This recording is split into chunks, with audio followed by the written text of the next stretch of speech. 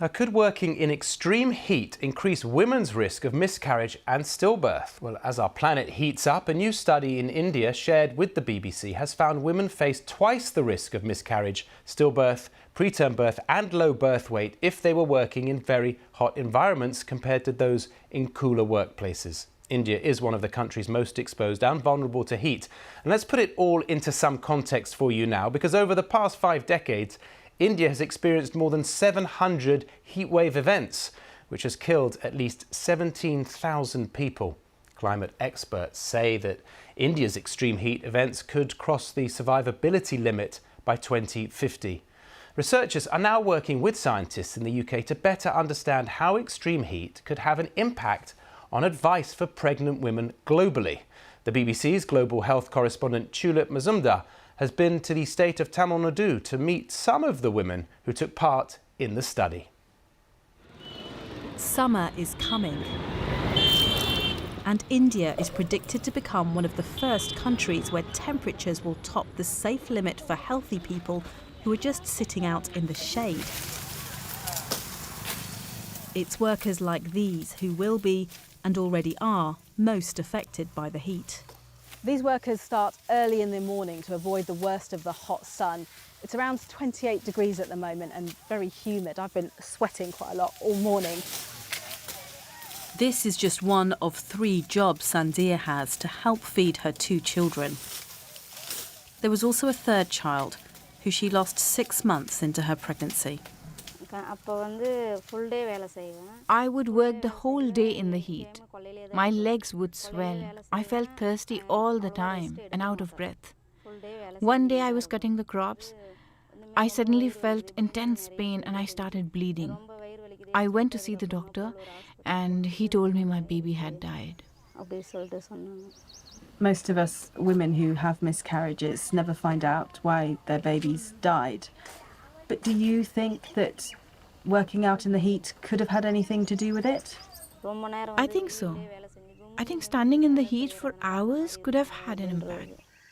Sandhya is one of hundreds of pregnant women who took part in a study about the impact of heat stress at work on pregnancy. 800 pregnant women took part. Researchers found that those who worked in extreme heat faced double the risk of stillbirth, preterm birth, miscarriage and low birth weight. The study took into account the heavy workload, but they still found that heat was a key risk factor. Throughout their 5-year study, the researchers would set up this temperature gauge in women's workplaces. It is high right now. It measures the various ways heat affects our bodies. There is a long way to go in order to find the exact biological mechanism behind this. That may help to improve the reproductive health of the women globally. Much of the power to protect these low-paid workers rests with the bosses of these types of workplaces. Thank you for inviting us here. The owner of this brick kiln on the outskirts of Chennai says he's adapting to more frequent hotter days by providing additional shade for his workers. And before this was all open? Open. So the sun would just be on the workers? Yeah. Making these and other changes, he says, is also making him more money. Women no longer have to toil under the sun. This kind of work can be very difficult for them. They used to have more health problems. But since we started using the machinery and got these sheds, they don't suffer as much. This kind of work, mainly undertaken by women, is only going to get harder as our planet heats up. And scientists investigating the impact on the most vulnerable warn the world must adapt now. Mazumdar, BBC News, Southern India. Let's go live to Professor Jane Hurst. She's Chair in Global Women's Health at the George Institute for Global Health at Imperial College, London. Jane, what is it about the heat that researchers think adversely affects pregnant women's bodies in often devastating ways? Thanks for the question. That's a really good question, and that's actually what we're trying to explore at the moment by looking in detail at whether the heat is affecting the mother's blood flow to the uterus and to the womb and whether that's affecting the baby adversely. We know from other work in the Gambia that there are changes in the baby's heart rate when the mother's exposed to heat. But we're still unclear of the exact mechanisms by which being exposed to heat leads to these poor outcomes in women. And people listening to this will be wondering what type of heat we're talking about, what level of temperature. Is it around 28 degrees Celsius from what I understand? And is that considered a high risk above that, or does it depend on humidity? What should people be looking out for? Yeah, it depends a lot on the ambient air temperature, as you say, the humidity, but also the level of work which the woman is engaging in and her clothing and also her acclimatization to heat. So unfortunately, there's no simple threshold of, above this temperature it's safe and below this temperature, below this temperature it's safe and above this temperature it's not. It's a little bit more complicated than that. And that's another thing which we're trying to work out. The current thresholds for safe working are actually determined off working men, 70-kilogram men in the United States. And you can imagine, especially for these workers in India, those measurements are probably not going to be very relevant to their body functioning and physiology. So we are trying to work out some more particular recommendations that can help women practically. Yeah, there are limits, aren't there, to working conditions, but famously in Spain, in the UAE. Are these always for working outside, or is it for indoor work as well?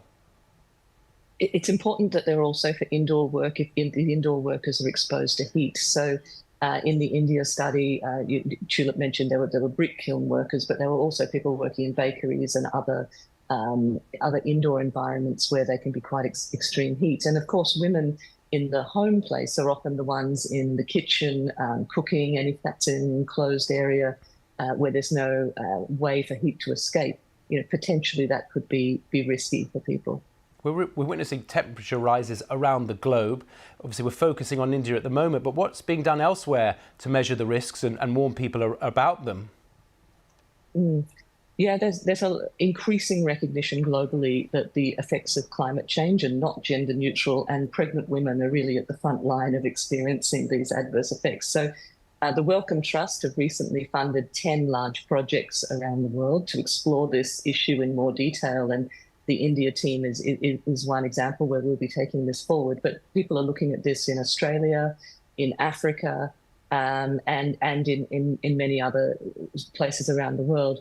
I mean, I think what's important is to realise that this is an issue which is affecting everyone. It's not just people who live in tropical countries. And there is some evidence of, slight increases in poor outcomes, even at much lower temperatures that we would see in Europe or in North America, those places. And you say it affects everyone, but it particularly affects a vulnerable group, pregnant women. And why has it taken so long to investigate this then? You say lots of studies that the current limits are based on are male studies. Exactly. I think this probably reflects, our lack of good research into women's health globally, which is finally being, recognised that we need to consider how different medical conditions and environmental exposures may affect men and women differently. And it's quite shocking. When I started working in this field, when we're looking at breastfeeding in women, for example, most data that we have actually comes from dairy cows. We don't have that much data in human women, which I found quite shocking. Well, thanks for bringing it to light now. Professor Jane Hurst, thanks for joining us on the programme.